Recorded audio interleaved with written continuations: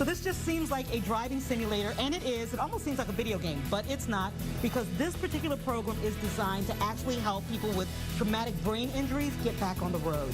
I'll show you how. Live from downtown Detroit, Local 4 News First at 4 starts now. Back home.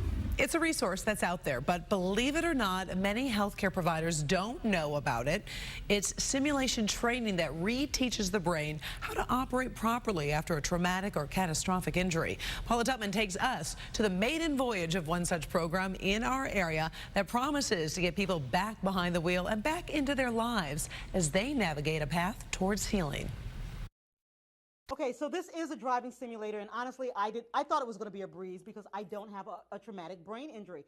But there's a lot going on. My brain has to calculate my foot going on the brake, also going on the accelerator, also hands on the steering wheel, hand signals, whoa, oh, and even making turns like that. Things that your brain just can't calculate if you have a traumatic brain injury. So then do you see the park, reverse, drive, etc.? Yeah. What you're seeing is somewhat of a miracle. A 24-year-old driving again for the first time, sort of. Do you see the tree you're about to hit? No. You don't see the tree? No, I don't. I see leaves. It doesn't seem like a big deal navigating a driving simulator unless you've had a traumatic brain injury like Mackenzie did last year in a severe car accident. I shouldn't be alive. So, like, I had a nurse in Ohio that let my parents stay in the room next to me because she didn't think I was going to live. The injury to her brain, catastrophic. Due to the nature of the brain injury, a lot of things can happen that aren't exactly the same. Reaction time, visual perception, visual processing time, which means how fast does your brain react to what you're seeing. Today at Special Tree Neuro Skills Center in Troy, new technology on board. Mackenzie is the first to try an innovative new therapy, a pre-driving program.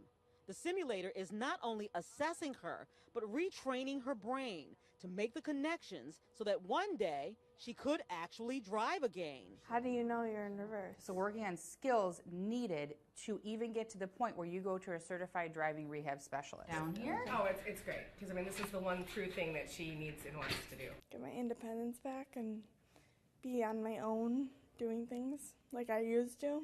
Yeah, I know, I'm getting there. Within moments, her brain starts doing its own calculations. Yeah, I know. This is stupid. It like doesn't. I don't play video games, obviously. This is not my thing. For example, like backing up in that one because I was stuck in that one thing. I was like, okay, if I back up, and then I realized if I went too far, so maybe like I would adjust it next time, like considering like that's what you do in real driving, like you adjust as you go. Yeah, so you know what, as fascinating as this was to watch, and honestly, Karen, a little crazy to experience it myself, the thing I found most interesting was when I connected with the Michigan Brain Injury Association, and they navigated me through some resources, that I found out that so many healthcare providers have no idea these kinds of laser-focused trainings and simulators are actually available out there for their patients. So we're going to put some information on our social media platforms just in case you know someone who's trying to get back into their life and they might need some of these resources. An innovative training program. Thank you so much, Paula. We appreciate you sharing it with us.